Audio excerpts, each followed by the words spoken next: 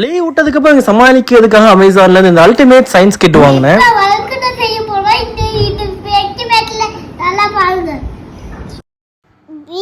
தண்ணி ஊத்திக்குது.